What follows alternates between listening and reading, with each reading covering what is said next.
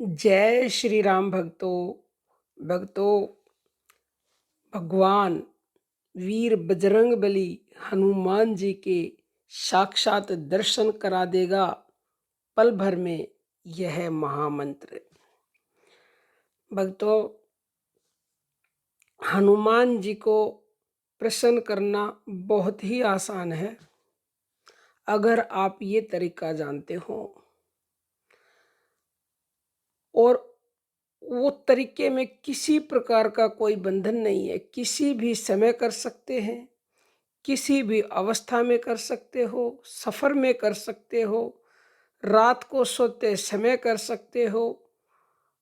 तो बहुत ही आसान है करना, लेकिन करना आपको ही पड़ेगा और निरंतरता से करना पड़ेगा, क्योंकि एक दिन में तो कुछ होता नहीं है।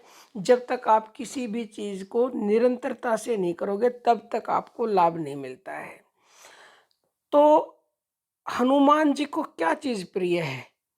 क्योंकि जो चीज़ हनुमान जी को प्रिय होगी तभी तो आप उसको प्रसन्न कर सकते हो ना।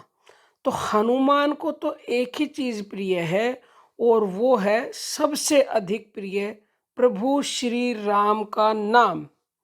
और प्रभु श्री राम का नाम है महामंत्र, जिसका ना आदि है ना अंत है। वो महामंत्र अगर आप जपते हो, यानी राम नाम का जप आप करते हो, तो हनुमान जी निसंदेह आपको पल भर में साक्षात दर्शन दे देंगे। क्योंकि ये आपको पता होना चाहिए कि जहाँ जहाँ कीर्तन होता श्री राम का, वहाँ वहाँ पैरा लगता वीर हनुमान का। तो जहाँ पर भगवान श्री राम का नाम लिया जाता है ना, वहाँ साक्षात आ जाते हैं हनुमान, बिना बुलाए ही। आपको बुलाने की जरूरत नहीं है, क्योंकि आपने राम का नाम ले लिया, राम का नाम ले लिया, तो हनुमान जी को तो वहाँ आना ही पड़ेगा। तो आपको वो किसी ना किसी रूप में साक्षात दर्शन जरूर देंगे। जहाँ पर राम कथा होती है, राम का नाम जप होता है, वहाँ पर वो किसी भी रूप में हाजिर होते हैं। अब भक्त उनको पहचान सकते हैं, अभक्त लोगों को वो दिखाई नहीं देते। जिस तरह से जब सूर्य का प्रकाश पड़ता है, अगर जो कांच होता है तो कांच में से स्पष्ट दिखाई पड़ता है, लेकिन काठ के ऊपर अगर वही प्रकाश पड़ेगा तो वो दिखाई नहीं देता। इसी तरह से जो भक्त लोग होते हैं वो उनको तुरंत ही पहचान लेते हैं और तुरंत ही उनके साक्षात दर्शन कर लेते हैं। लेकिन जो अभक्त लोग होते हैं उनको सामने खड़े होने के बाद भी वो दिखाई नहीं देते।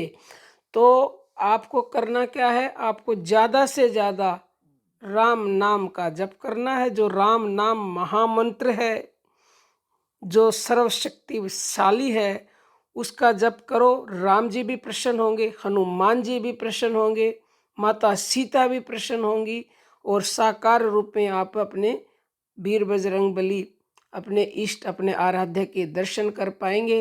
राम नाम का जप कैसे करना है ये हम आपको बता देते हैं। राम नाम का जप आप किसी भी समय कर सकते हो, किसी भी अवस्था में कर सकते हो, क्योंकि बहुत से साधकों के ये प्रश्न होते हैं कि क्या हम बिना नहाए जप कर सकते हैं, क्या हम रात को सोते समय कर सकते हैं, क्या हम दोपहर को कर सकते हो? हाँ जी, आप एनी टाइम नाम जप कर सकते हो। और मन के द्वारा तो आप अशुद्ध अवस्था में कर ही सकते हो। कोई ज़्यादा ही मानता है तो बिना नहाए वाणी से ना बोलें, लेकिन मन के द्वारा आप एनी टाइम हर अवस्था में नाम जप कर सकते हो। शुरुआत तो आपको वाणी से ही करनी पड़ेगी, फिर उसके बाद जब धीरे धीरे ये नाम आपके अंदर समाने लगेगा, घट घट में आपके जाने लगेगा अंदर अंग अंग में, तो फिर आप मानसिक जप पे आ जाओगे। जब फिर मानसिक जप भी रमने लगेगा तो फिर आप प्राण जप पर आ जाओगे। जब ये नाम आपका इतना चलने लगेगा, अपने आप ही होने लगेगा, तो फिर क्या कहने हैं। तो फिर तो राम जी भी आपको दर्शन दे देंगे, हनुमान जी ही नहीं। तो भक्तों, पल भर में हनुमान के साक्षात दर्शन करने हैं तो ज़्यादा से ज़्यादा राम नाम महामंत्र को जपो। फिर देखो आपके दिन कैसे बदलते हैं। क्योंकि जिस पर कृपा राम की होई, ता पर कृपा करे होई हर कोई। अब हनुमान जी के सीने में विराजमान है राम और माँ सीता। तो राम और माँ सीता हनुमान जी को प्रसन्न करने के लिए उन दोनों का आप जप कर लो। तो जय श्री राम का जप हनुमान स्वयं करते थे, हर कार्य करने से पहले जय श्री राम बोलते थे। अब जय श्री राम बोलोगे या राम बोलोगे वो तो आप पर निर्भर है, जिसमें आपकी रुचि है। क्योंकि राम राम भी 2 बार ही बोला जाता है, राम राम। राम राम का मतलब है 2 बार बोलने का, कि राम और सीता दोनों को याद कर लिया। जय श्री राम का भी मतलब है कि शक्ति के साथ आप राम जी को पुकार रहे हो। जिस नाम पे आपका भरोसा उसी नाम को पुकार लो, तो फिर देखो आपको क्या चमत्कार होता है जीवन में। तो भक्तों, वीडियो पसंद आई है तो इसे अपने जीवन में ज़रूर उतारें और दूसरों के पास भी शेयर कर दें, क्योंकि ये फ्री का काम है और आपको परम सेवा का मौका मिलता है। बिना कुछ करे ही आपके पुण्य बढ़ जाएंगे। अब हम अपनी वाणी को विराम देते हैं। जय श्री राम भक्तों।